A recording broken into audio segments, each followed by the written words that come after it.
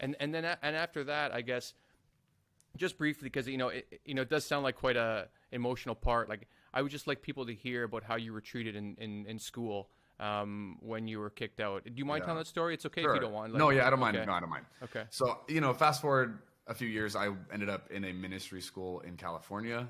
This actually like renowned charismatic ministry school.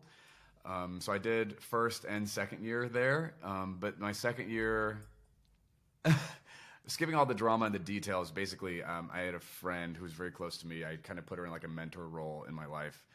And anytime that they had some kind of ministry opportunity where they wanted to like pray for gay people, people who were struggling with being attracted to the same sex, like God would heal them, like it was time for them to get whole and to experience, being restored and redeemed and becoming straight and all this stuff. And I just never felt safe or compelled or interested in participating in any of it. I absolutely wanted to be healed at that point. I wanted to change. I wanted to be straight. Okay. I wanted that, out here, ignoring the story I'm telling you about my encounters with God or, all that. Well, it's a direct opposition of everyone in your life. Right. Like, exactly. That's an enormously thing to overcome. Right. Seriously. So I wanted to fit in. I wanted to honor my leaders and my culture and my tradition and my religion. I wanted to be the right version of what I was supposed to be in the place that I identified with or whatever.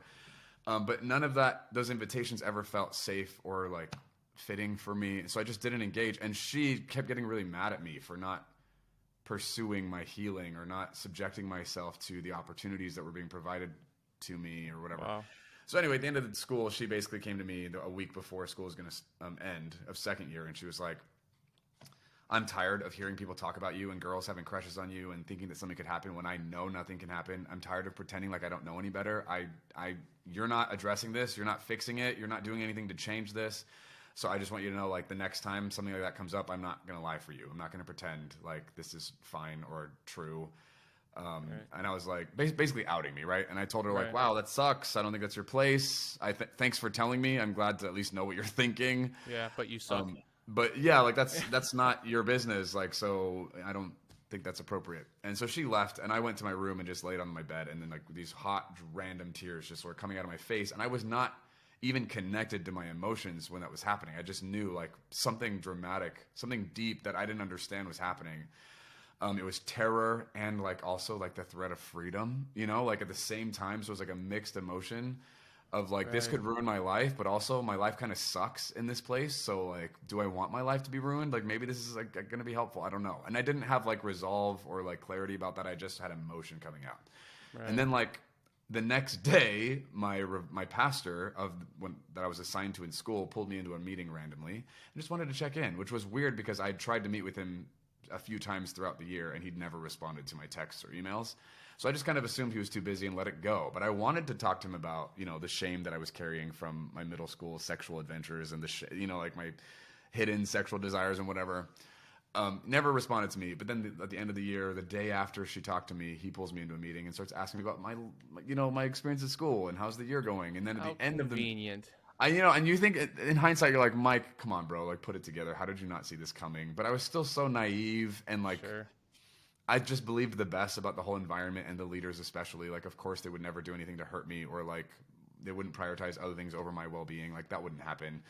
Anyway, so well, at the end of the meeting, you've been gaslighted for your whole life. Yeah. So it's like, how do you don't just switch on hit a switch where you're like, oh, all of these people now don't have my best interest in heart when you thought you did. I don't know. I don't think there's any way for you to have seen through that until the moment that, seems like you did. Yeah, thanks.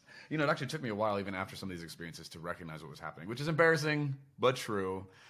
Because, I was a diehard, committed, loyal, submitted, what they would say, a son of the house. That's the language we would have used. And now I just, like, cringe at, a lot of this. But anyway, at the end of the meeting, he was like, so are you dating anybody? Are you interested in anyone? Are there girls that like pulling your interest? And I was like, this is such a random, what? I was like, no, actually, I'm in a place where I'm working on myself and I need to not be dating anybody right now. And then I told him, like, I actually wanted to talk to you about this part of my life this year. I'm hoping maybe at some point we could get together. I'd love to talk to you about this or whatever.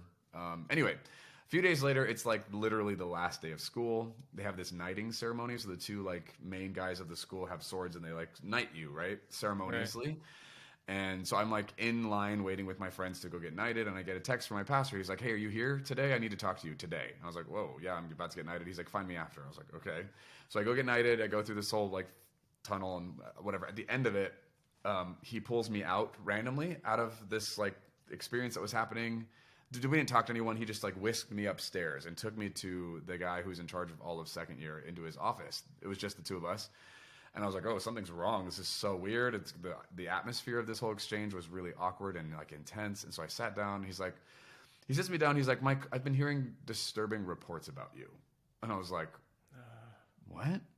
And I'm like immediately thinking like, okay, did I not turn in a homework assignment? Like, did I like forget something? Like, what am I missing? I was like genuinely so caught off guard. I was not expecting him to say that. I didn't know what he meant. Right. I was like, what do you mean? He's like, I think you know what I mean. And I was like, what? And I'm realizing like, oh my God, this is a very different conversation than I could have anticipated. Right. What is he talking about? And it's even worse because it's passive aggressive. Totally. Yeah, this was so terribly handled. I was not set up for success. I was not looked after or cared for in this process. I was interrogated and yeah, it was awful. And so I like racked my brain and then it like just randomly my conversation with my friend like a week prior, about her outing me like came in my mind. I was like, is this about so-and-so? He was like, yeah. And I was like, oh God. And I immediately realized like, oh shoot, she probably said something to someone or whatever. So I just started like confessing the things I wanted to talk to him about that I never had the chance to. I just started like telling him, okay, so I'm assuming it's about this. Yeah, this happened. I wanted to tell you earlier. Oh, and my posture was like, I was embarrassed. I was ashamed. I felt so guilty and like I'd been found out and whatever.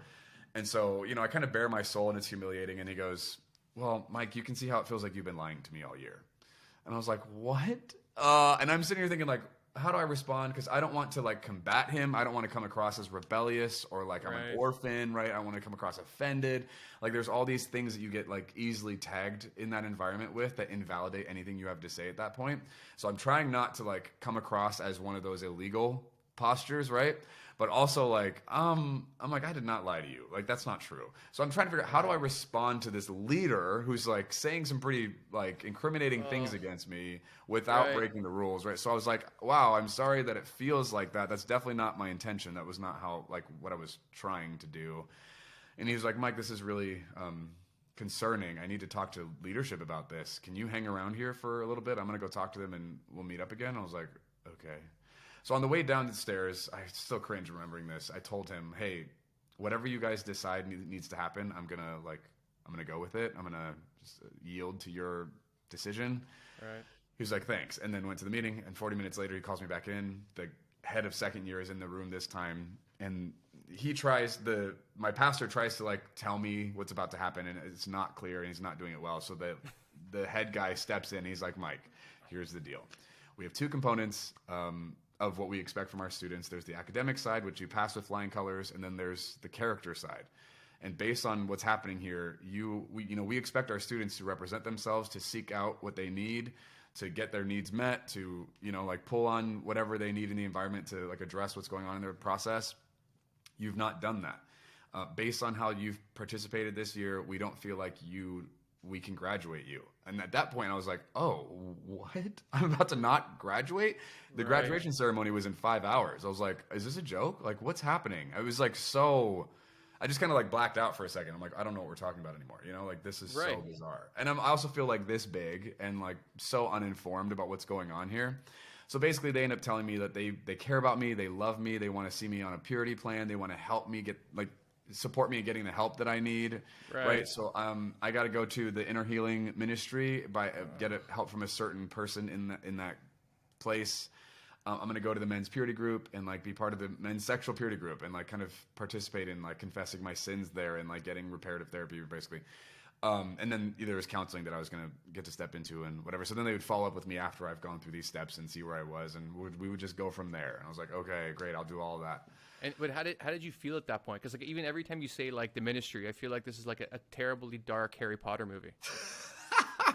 so like at that point when you're like that you're gay, that like these purity things, or maybe you didn't know that they weren't going to do anything. But how did you feel that going into that process? Listen, knew they weren't going to do anything. But in an environment like that, with that kind of perspective and worldview, there's always the who knows what God could do.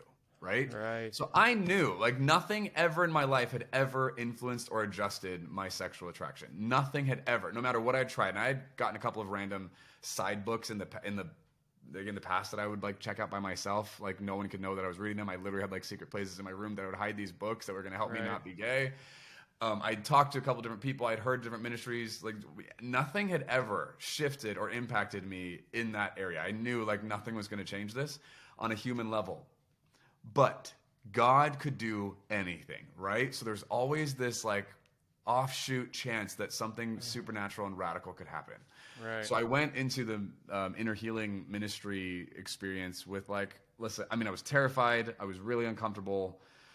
I didn't know what to expect, but I was like, listen, if I can get healed or changed here, like I'm open. I would love that. That'd be amazing. I don't think that's what's going to happen, but I'm open. Like who knows? Maybe this person is whatever. So I had 3 sessions with him. It was like 3 different hour-long, at least, sessions. And by the third one, he was like, yeah, Mike, we're good. We're done. And I was like, what? We are not done. Nothing has happened.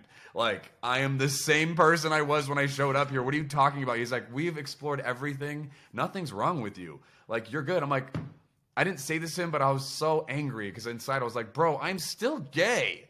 What do you mean nothing's wrong with me? Nothing changed. Like, you didn't, what did you do? Right. Anyway, And so you're I was like, I'm laughing because this is so absurd, and I think you seem like pretty far removed from it now. But like, there's just so many like even jokes to make it. Like, what's he doing? There's like a poster of Margot Robbie behind him. And he's like, so, what do you think? Anything? Come on, there's got to be something. Like, look at her. my gosh. Yeah, Like, totally. And so, It's like, anyway.